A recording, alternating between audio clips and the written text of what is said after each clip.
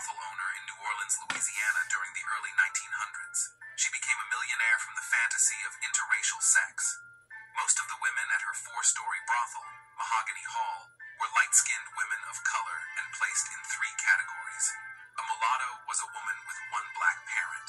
A quadroon was a woman with one black grandparent. An octoroon was a woman with one black great-grandparent. The brothels were only available for white men. So when they came to town craving a little brown sugar, they would head to White's establishment. White, also known as the Queen of Octoroons, was forced out of business when the mayor of New Orleans declared prostitution illegal on November 12, 1917. History.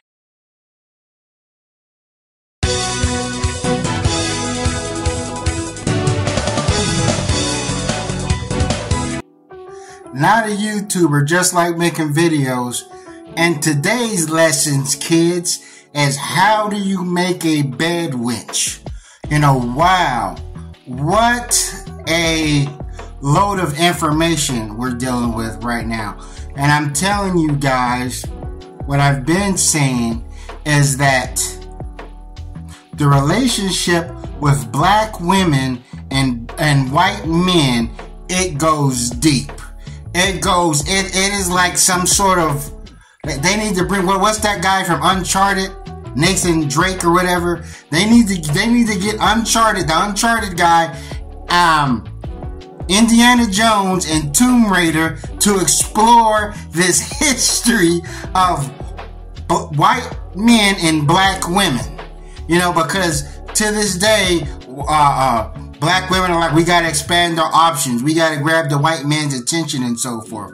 No, the white man has always had access to black women. They have had a relationship, whether it's, a cordial relationship, a slave and master, or slave and master relationship, or a relationship off their own recognizance.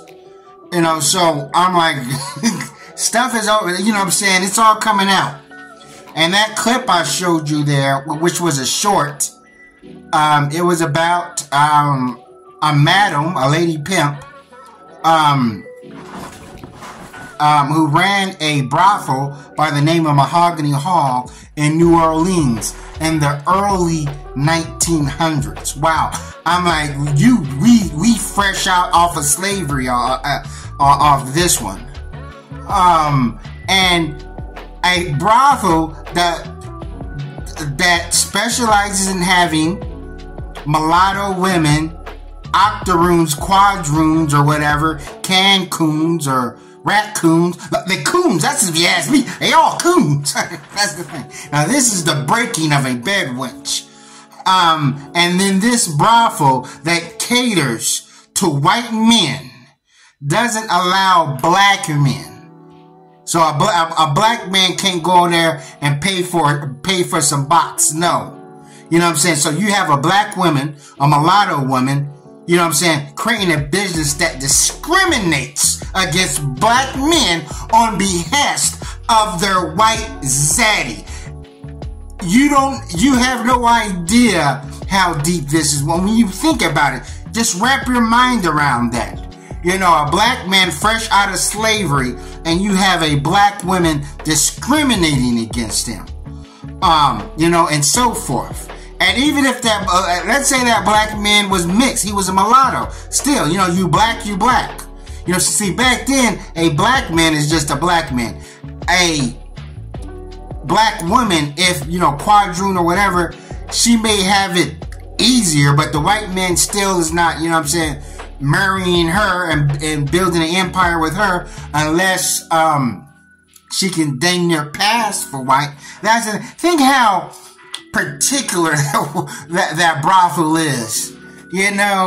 How much power the white man has and how you want to cater them, that you got women that have, she has one black parent, she has one black grandparent, she got one black great grandparent. Could you imagine a white brothel ran like this? A white person saying, oh yeah, one of her grandparents is Irish, she has a great grandparent that is Swedish, and so forth. That's how particular they are. But the killer part is, the worst part is the comment section. You know, the comment section, you have black women cheering this on. You have black women who are flattered, who think this is cute. There are black women in the comment section who actually think this madam, Lulu White, that she is some sort of sharp-witted entrepreneur, that she is some elegant businesswoman. No, this is a bedwench trader that is taking advantage of a situation. Because Lulu White, she became a millionaire. Oh, she's a millionaire. Yeah, I wouldn't doubt it. Look what she's doing. You know what I'm saying? She's serving up the best of the best. A fetish, a niche to these white men.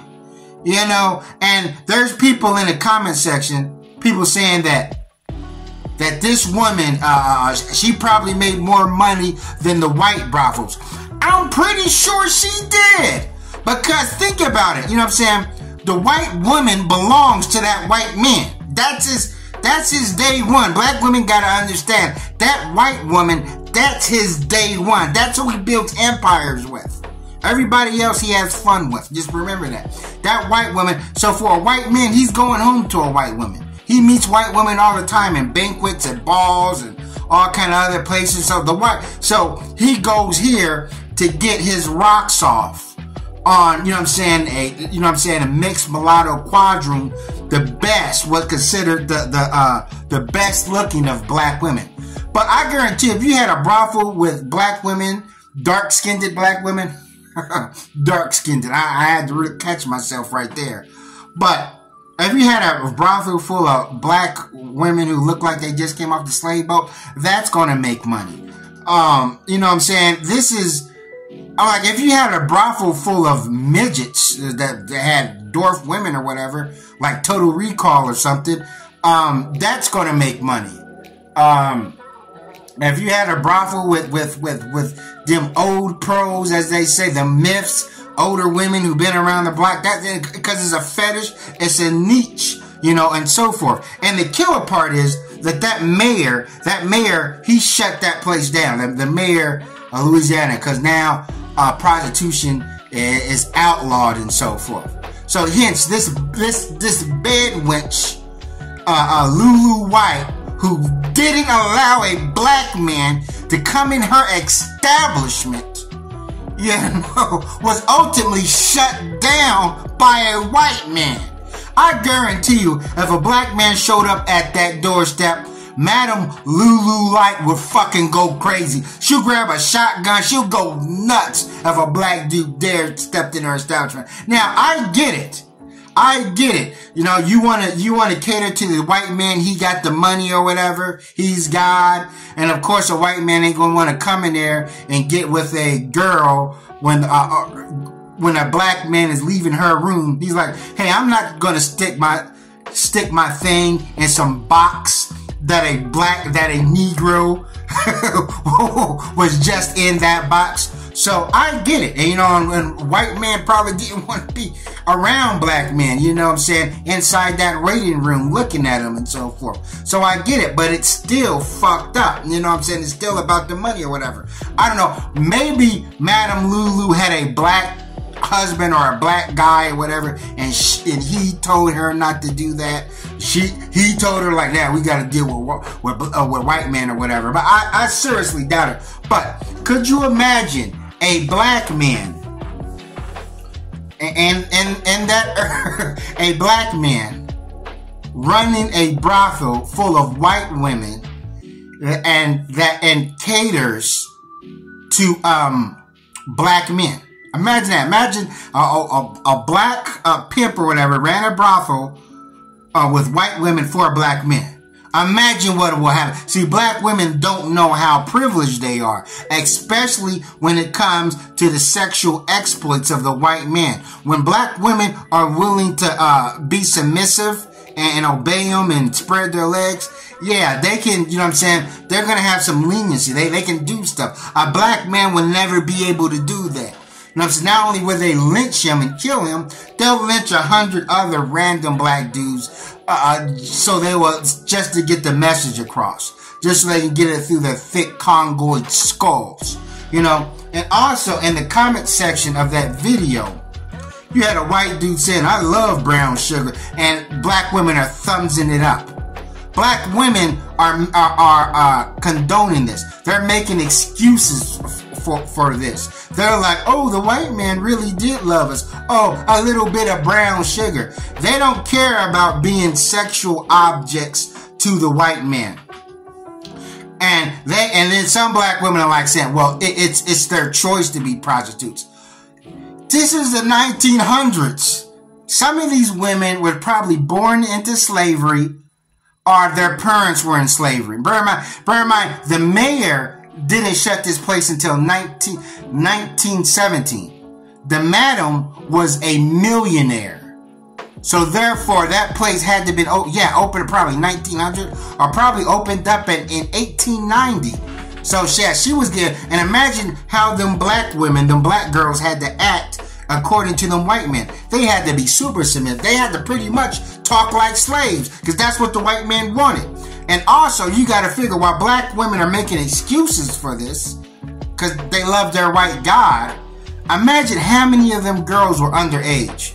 There was no age of consent back then, especially for a black girl. Hell no. What are they going to have an age of consent for? So a lot of them girls are probably 13, 12, maybe 10. Yeah, we saw we all saw the show To Catch a Predator. You know, so you got to look at it from that angle. And when that place got shut down, sure, Lulu White walked away a millionaire, but what happened to them girls? And they were young, dumb, full of cum, ran through, had a bunch of mileage on them, or had to hit the track, or had to hit the streets. So therefore, and that's why I said, the black women, the white man is not going to save you. And the killer part is, you know what I'm saying, the white man he had a brothel that had women in there that probably looked like Holly Berry, Paula Patton, Ray Dawn, and so forth, man. It's crazy when you think about it. But that's all I want to say. Thanks for watching, and never stop learning.